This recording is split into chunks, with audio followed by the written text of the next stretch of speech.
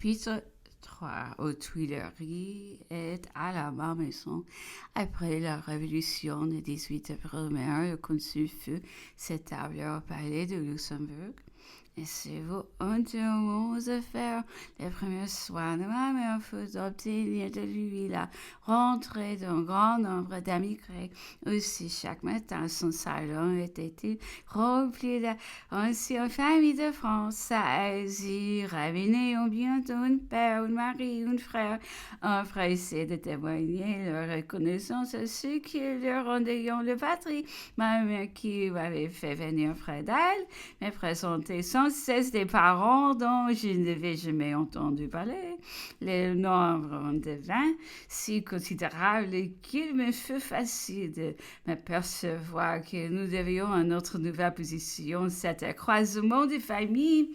Je fus menée par ma mère en bas chez les frères de Monsieur de Talleyrand, Monsieur de Périgueux, rayé toutes de la liste des émigrés.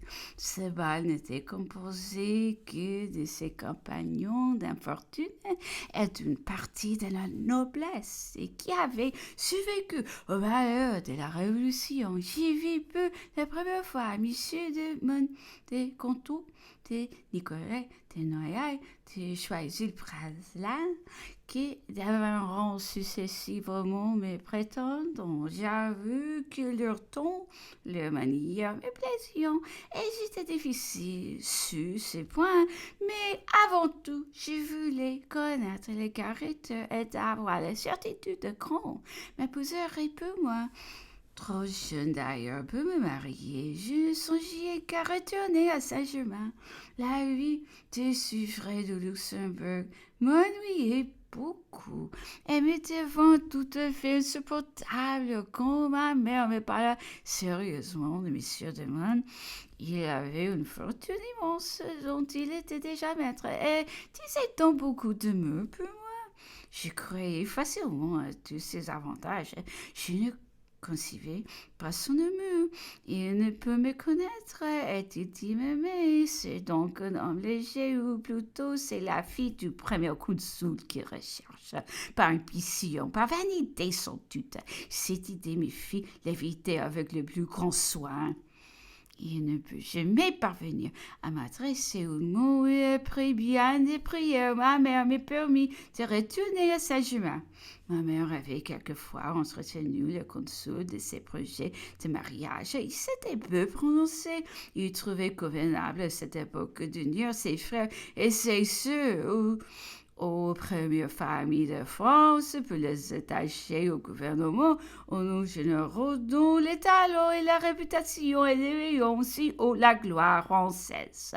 Il répondait à ma mère que ma grande jeunesse me permettait de tendre et qu'une belle alliance ne me manquerait pas.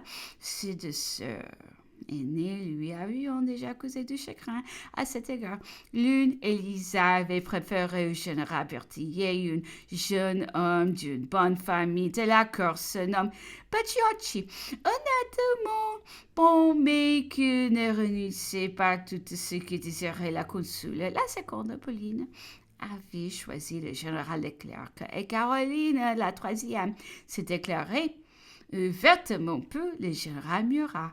Aucun de ces mariages n'avait plu au consul. Aussi refusa-t-il longtemps son consentement. Dernier, on eut de la peine à lui faire signer le contrat, et il ne voulut pas assister à la célébration. Le mot qu'il en conserva lui fit dire un jour à Madame Campan: « J'espère que moi, celle-là, en me montrant, cela sera mariée. » Il avait un instant formé le projet d'unir sa sœur au général de Rocca, qui estimait beaucoup, ni l'un ni l'autre ne s'en soucieront.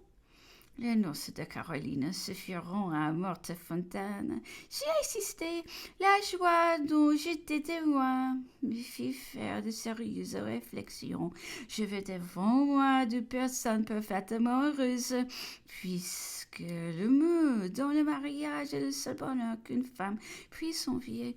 Mais est-il complet quand les parents désapprouvant notre choix? Pourrait-il exister pour moi si ma mère ne les protégeait pas? De notre côté, se laisser conduire en aveugle, se soumettre pas obéissance et se donner sans aimer faisait naître en moi l'idée d'un sacrifice trop pénible peut y consentir jamais. J'espérais donc suivre à la fois les penchants de mon cœur et la volonté de ma famille et s'il était possible de mettre ici tous les vœux, d'accord, alors je me promis d'étudier sans avoir l'air tous ces hommes qui cherchaient tant à me plaire et qui réussissaient si peu. Résolution plutôt, présomption singulière dans une jeune personne de 16 ans, de saisir presque au passage des caractères qui échappent en suivant la pénétration d'une longue expérience. Mais je m'imaginais qu'un mot, qu'une expression dévoilait tout. Un sentiment, peu jugé, peu précis, et je tentais ce mot. Je voulais surprendre cette impression. Mes observations étaient en vain. Rien de ce que j'entendais de moi n'arrivait. Jusqu'à mon cœur, sans doute, j'étais hors du vrai. J'ai peu tant de sublime et cette disposition qui me rendait difficile, assurée par le même mon repos. Paris semblait renaître à la terreur, avions suscité les bals, les fêtes et la plus grande gaieté. Les tons de la bonne compagnie n'y étaient pas encore revenus. Les fortunes de la France avions passé entre les mains des fournisseurs. Nous faisions les honneurs de la capitale et prodiguions dans une seule fête un argent trop facilement acquis. Les étrangers rassurés par le nouvel ordre des choses et curieux de voir la France après tant d'orages politiques, accueillant une foule. Ils n'étaient reçus familièrement que dans les salons de ces nouveaux riches. Ils se permettaient de ne juger que les mœurs françaises et retenaient chez eux remplir les balles de leur jugement. Cependant, la France prospérait, le gouvernement s'organisait, les travaux étaient immenses et les luxes indispensables dans un grand état réparissaient. Les premiers consuls peuvent faire revivre les manufactures, dit Lyon. Et nous affranchir d'un tribut pays à l'Angleterre, nous défendait de porter de la mousseline et jeter au feu tout ce qui lui paraissait des fabriques en Grèce. Quand ma mère et moi entrions fort séparés, sa première question était toujours « Et c'était la mousseline que vous portez là ?» On répondait souvent que c'était du lion des Saint-Quentin, mais un sérieux nous trahissait et à l'instant ses doigts partageaient en de la robe étrangère.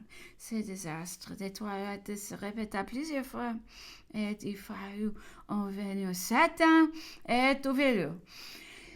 Le mot des chevaux, c'est que le consul avait commencé et ce qui n'eut pas obtenu sans alcool et châles de cachemire malgré les fréquentes menaces de les brûler, se vécurent à la prescription. Le consul était si mal logé au Luxembourg qu'il vint s'établir aux Tuileries. Peut-être aussi voulait-il habiter le palais des anciens souverains de la France. Je me rappelle la tristesse dont ma mère fut frappée les premiers jours de notre installation. Elle voyait partout cette pauvre reine Marie-Antoinette. Je le voyais aussi dont Madame Campan m'avait entretenu de sang et fortune. Une réflexion de ma mère m'attrista. Je ne serai pas heureuse ici, me dit-elle. J'éprouve de noirs pressentiments. En y entrant, je cherchais à le distraire, mais sans y réussir. Demande surtout les bienfaits qu'elle répandait autour d'elle et parvinront mieux que moi. Quelque aversion que j'eusse fait paraître pour le mariage de peu convenance, c'était pourtant du jeu qui pourrait me marier les vieilles dames du faubourg Saint-Germain s'occupions avec une ardeur infatigable. Madame de Montesson, qui avait pris en grande tendresse, voulait que je me faire épouser le duc d'Arenberg. Une autre fois, c'était un chef de chouin qui voulait faire sa paix avec le gouvernement et maman devait en être le gage. Plusieurs jeunes nobles possédaient de leur propriété par l'effet des ventes nationales, attachant à cette alliance le succès de leur réclamation. Quelques généraux aussi se mirent sur leur rang. MacDonald fit faire des propositions. La première consul répondit qu'il voulait me marier, un jeune homme que je puisse aimer, et non à une personne qui serait presque mon père. Cette réponse me rendit la calme et la sécurité en me prouvant qu'il pensait un peu à mon bonheur. Elle effaça l'impression pénible qu'avait produite sur ma conversation que j'avais eue avec mon frère. Je lui communiquai peu de jours avant mes idées sur l'heureux avenir. Ne t'abuse pas, ma chère Hortense, me disait-il. Plus nous nous élevons, plus nous cessons de nous appartenir. Je te vois obligé de faire le mariage qui conviendra au consul, sa politique peut-être. Cesse donc de créer d'avance une félicité chimérique.